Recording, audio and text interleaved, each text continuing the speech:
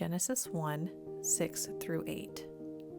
And God said, "Let there be an expanse in the midst of the waters, and let it separate the waters from the waters."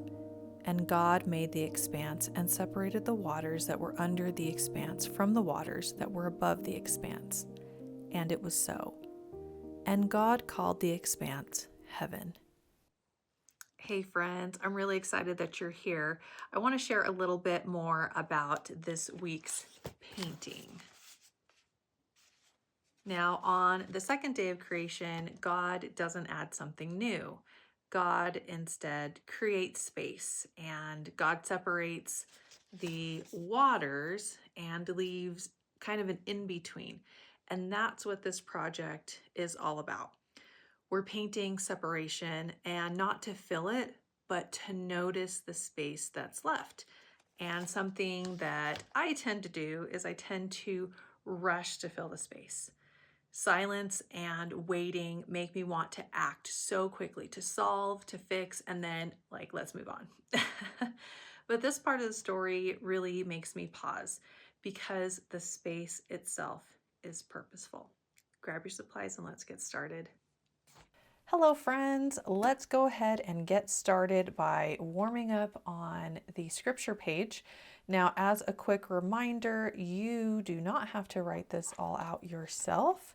I do have a printable that you can grab the link in the video description and you will get the scripture of the week sent to you in your email.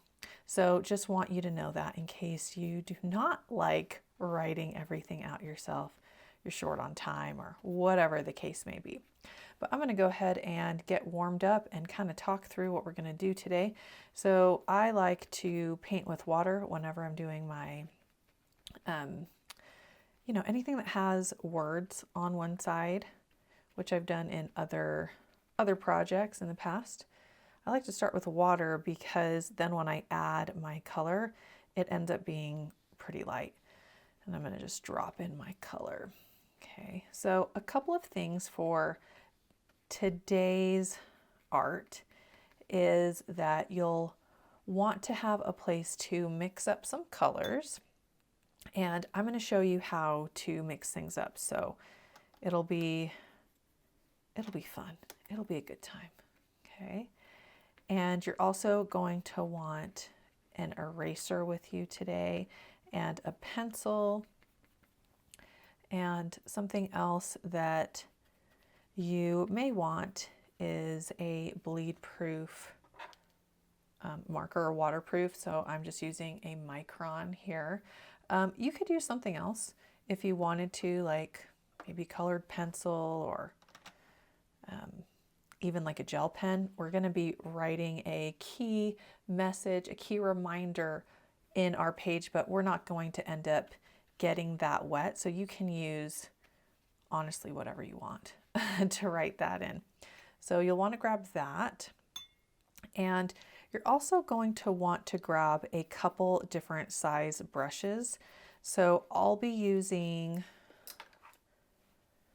something that's kind of a medium and maybe something that's a little bit smaller.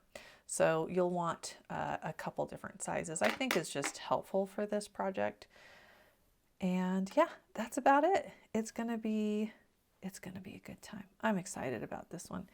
As I was thinking through the message, I wanted a way to be able to really demonstrate the whole idea of having some of that open space intentional in our lives. And I actually tried quite a few different ideas, but none of them quite worked. And I kind of thought it was a great teaching moment too, that I needed to give myself a little bit of breathing room and just let the idea come on its own. And eventually it did, which is great. We are going to be doing a mosaic style painting where this is obviously abstract, but we're abstracting the sky and then we're abstracting the water. below. And we have little gaps of white in between each section. So you can kind of think of this, like I said, as a mosaic or maybe like stained glass, something like that. And I'll show you how to draw this out. You can totally deviate from me too. And that's what I love about this project is everyone's is going to look a bit different.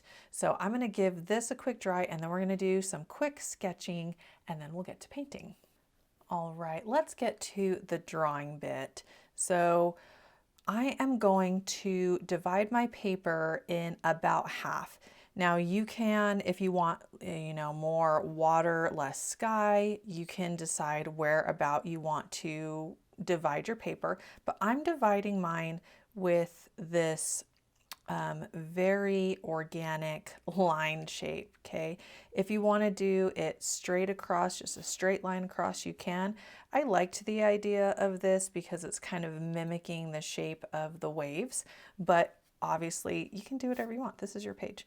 So I am just going to do some lines like that, and then I'm basically creating a barrier between the sky and the water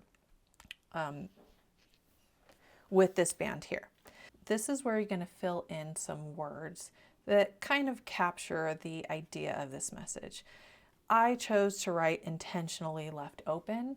I love combining words with art. I really need the words to help me remember lessons. And so this is what I came up with. But there could be something totally different that you come up with, or maybe you just leave it completely blank. Any option is great, is amazing, okay?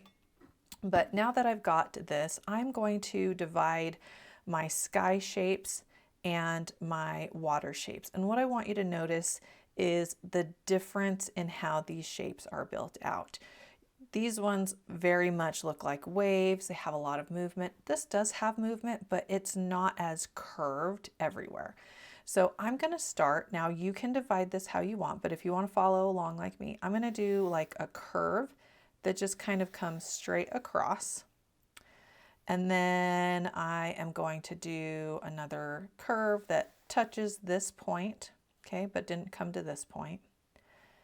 And then I can kind of connect this in this way. And from here, I can divide this out into even more shapes if I want. So maybe something like this, and I can maybe draw a few lines. And that's about it. That's what we're going to do for the sky.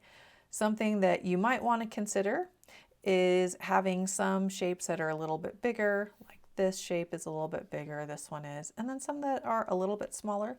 If you divide this into lots of small shapes, just know that it is going to take you longer to paint. You can totally do that, but just wanted to give you a heads up. Now for this bottom bit, for the water, I am going to make shapes that kind of look like waves, and they kind of feel like they're connecting, kind of like woven together in a way. So what I'm going to do for this is I'm just going to pick a point on, you can go on either side, and I am just going to do kind of like a wave shape, and then maybe it connects, and then I'm just kind of going back and forth, and some can be a bit taller, some can be a bit smaller. You know, it's up to you. Something like that, okay? It doesn't have to be exactly like that. But just think of ocean waves. You can do the whole curly, cute ocean wave. It'll just be a little bit trickier to paint. This feels very doable in the time that I have, which is why I chose it. And from here, we are going to mix up some colors, and then we'll come back to this. A quick heads up, I like to have some scrap watercolor paper handy just so I can test my colors when I'm mixing them. So if you're able to do that, I recommend. It's a good idea. I'm going to get my watercolors all ready here.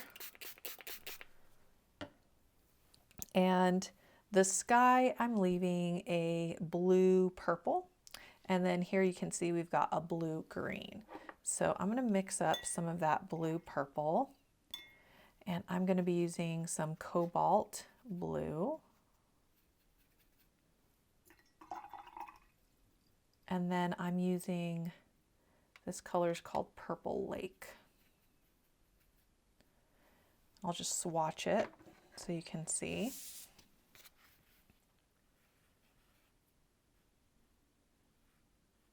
And what I like about this is it is a great recipe that you can use to get different colors from just these two colors. So this is what I mixed here, right? But let's say I wanted it to skew a little bit more purple. I can just add more of that Purple Lake right into there.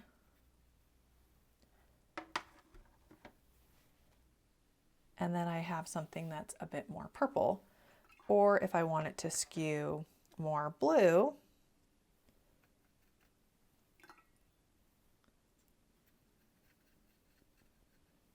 I just add more blue. So a really simple way, you're just changing the ratio of the color that you're adding. And you can see just from those two colors, I have 3 different colors, which is awesome.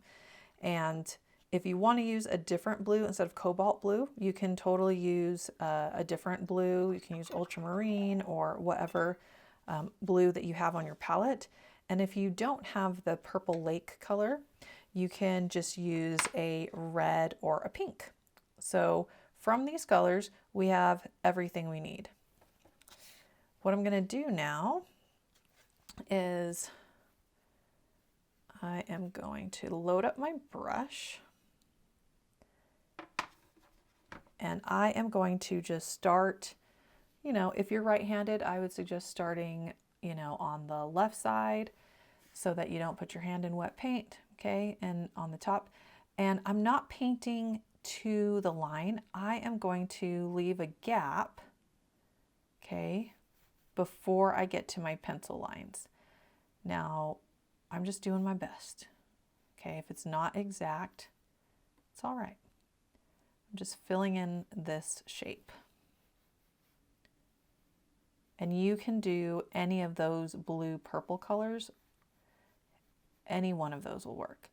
And what I'm going to do now is when I paint my next shape, I'm going to switch up the color. I'm going to change it up just a bit. So a way that I can do that is by adding more of the blue or adding more of the Purple Lake. So I'm adding more of the Purple Lake on this one. And then this one, you'll see I'm not touching my pencil lines. I'm getting close, but the pencil line is like my little barrier. After everything's dry, we're going to erase the pencil lines. And I'm just thinking about the shape that's being made.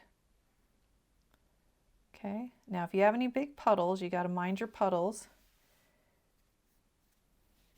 and just clean it up with a mostly dry brush. I have a little puddle here, but I'm going to leave it because it's not too much, right? It's a little puddle, and then when that happens and it dries, you get these like uneven textures, and I think sometimes it's kind of fun, so I'm going to leave that on some of mine. But if you do have a big one, you should probably take care of that. And maybe for this next one, I make it even more purpley. And I'm just trying to create some variation in what each of these shapes looks like in both their size, the shape that they're making, and their color.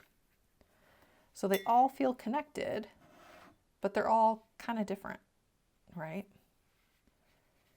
Maybe this one has a bit more water. This one looks pretty similar to that one. I'm not going to beat myself up about it. It's fine.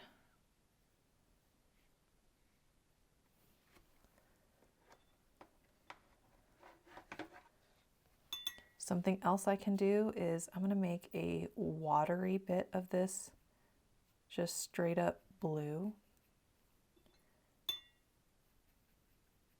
I can even paint with just that straight blue color.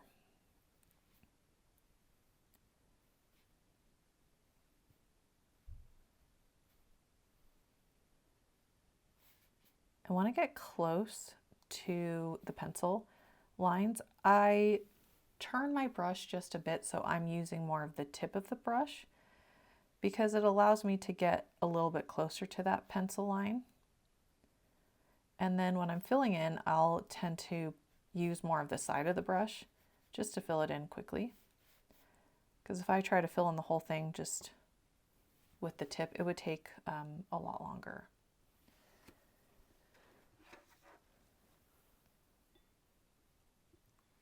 And then just continuing on. So maybe, I didn't do this on the last one, but maybe I just do a purple lake, a light wash of purple lake.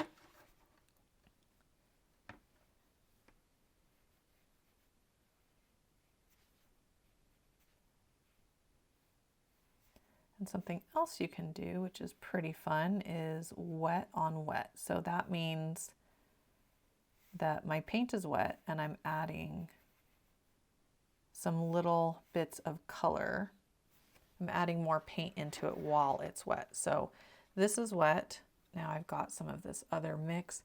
I can just pop in a few little colors. And if I just leave it there and I don't go back and forth with my brush, that's when you get these little fun transitions of color that just kind of flow into one another, which is, you know, it's one of the things that makes watercolor so beautiful, in my opinion. And yeah, just going back into some of that blue, and I do not expect you to follow mine exactly. You just look at yours and you pick the colors that you want. You know, whichever one you want to do in that moment, do that. Painting shapes like this is a great way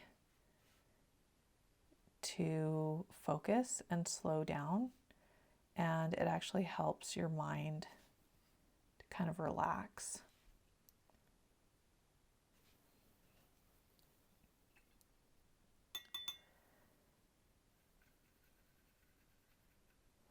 Maybe I'll do a bit more blue in this one.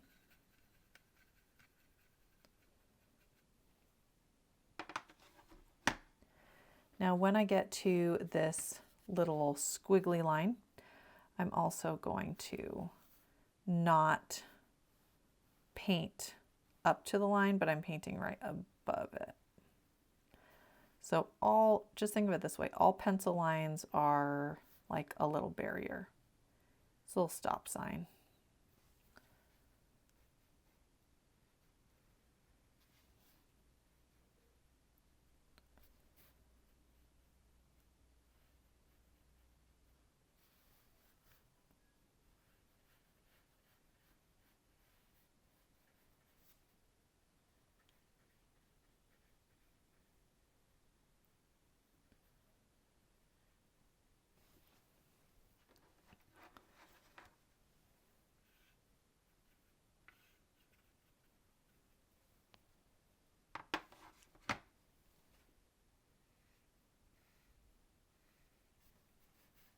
And maybe on this one I'll add a little bit of wet on wet. If you're noticing that your paper is starting to curl, grab yourself a binder clip.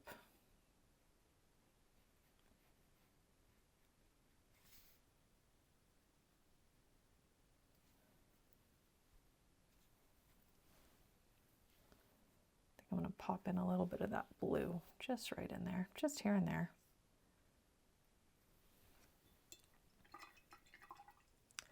Okay, now I'm going to jump to the bottom and I'm going to make some blue-green.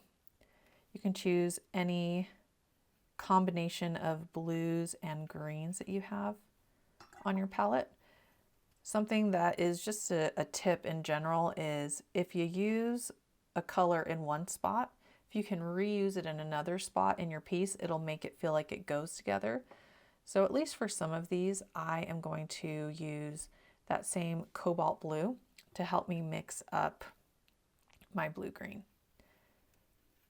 Ooh, I love that color so much. I love it. So you can swatch out some colors, see what you like. Maybe I'll do another mix of a different blue and green. So I'm starting with water because I want it to feel pretty light and airy.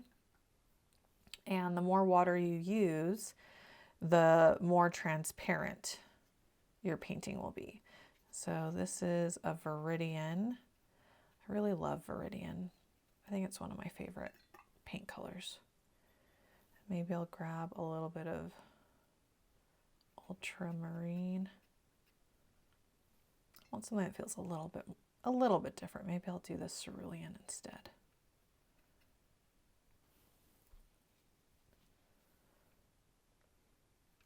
So again, you can change up the color just by how much blue or how much green you put in there. But we're going to just try to keep each one that is close to it, like changing it up just a little bit. And you're going to notice on the water, I did a lot more wet on wet just because I feel like water waves, it lends itself to that technique. So I'm probably going to do a lot more of that on here. And the reason why I said you might want a small brush is if you have any small shapes that you need to get into, then you can have another option besides a bigger brush, but you can use whatever size you feel comfortable with.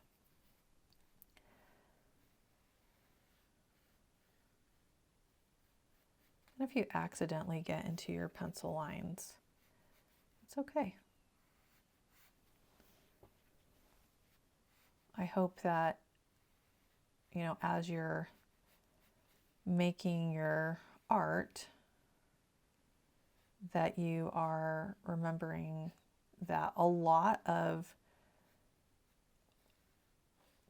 the joy is actually in the process, and sometimes we make art that we don't love, or it didn't turn out the way we thought it would in our head. And that's actually part of the process too. At least that's what I found.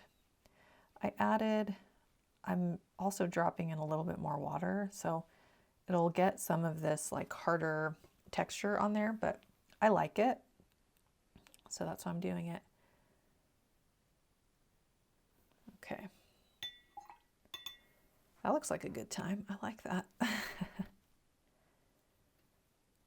Just mixing up a bit more color. And I want something that feels a little bit different. So I don't even know what green this is. Okay. This might be pretty similar. This is definitely more green. You can even start with a color. Okay, and now I'm going to just grab another color and just have that new color touch that first color, and that's fun too. Now watercolor will dry lighter than what you put down. So I'm noticing that over here, that blue-green is like very, very light. So I'm just gonna add a bit more paint.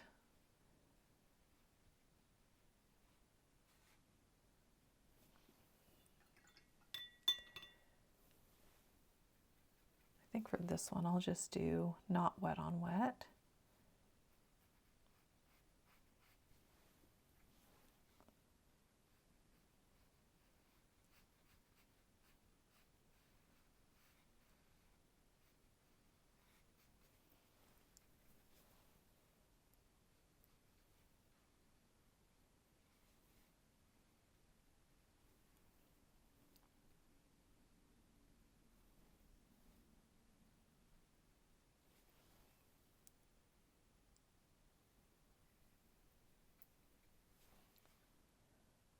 I just said I wouldn't do it and then I did it. It's too fun. It's too fun not to do. I could not be stopped. All right.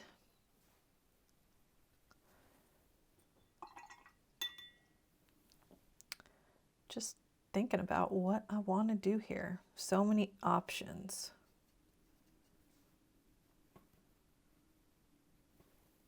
This is looking pretty green. I think I want more blue.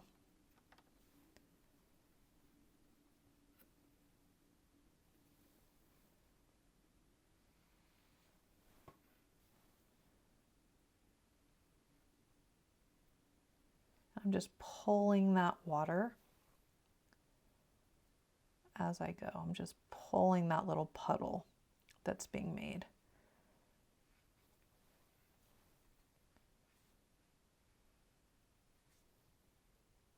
And if you need to turn your book so it's more comfortable for you to paint, then do that.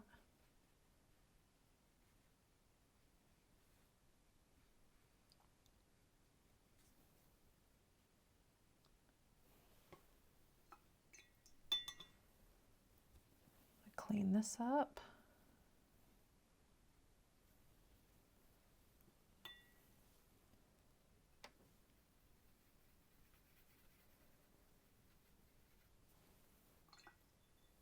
And just playing with color. Give yourself permission to just kind of experiment and just be curious, like, hey, what would it look like if I did this?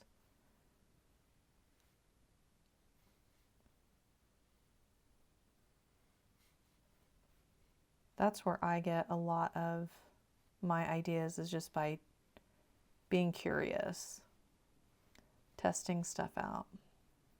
Now look, that does not mean that it always works out, but I always learn something when I do that.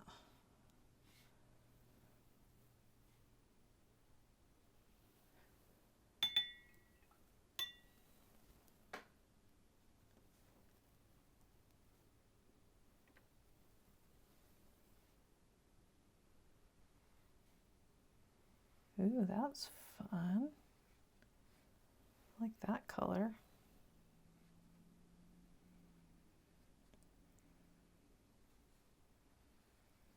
And I know when you get to the edges of the pages, it's a little bit trickier. So I'm just giving myself a little gap.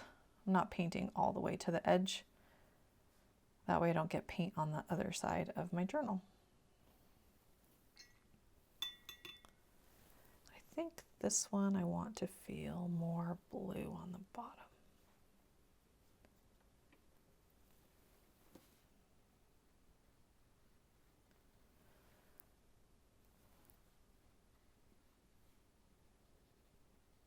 Ooh, like that combo too. That's fun. Trying to make sure that I don't have tons of water on my brush right here as I get to the end, just because gravity and my paper's curling a bit and I don't want it to fall to the other paper, or the other side rather. Okay. I'm going to give this a super quick dry. Okay, I am going to be using a kneaded eraser for this. And the reason is I can get myself a smaller point, and I'm just going to come in here and erase the pencil lines. So this is why you have to make sure that your painting is 100% dry. So I'm going to do this real quick.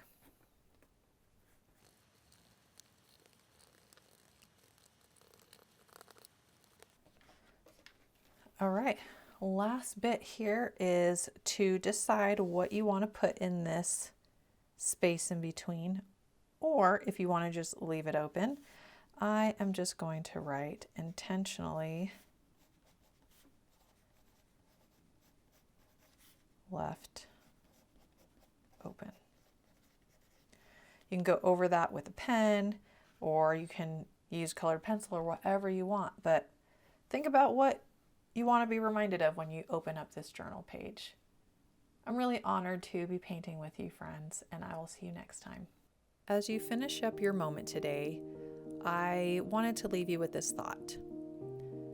As we were painting, we didn't fill everything in. We left space. And sometimes realizing that the space itself is purposeful is what brings a surprising amount of peace. At least it does for me. I'm reminded that I don't have to rush this and that I can trust that everything will be okay. Thank you so much for joining me, and I'll see you next time. Bye, friends.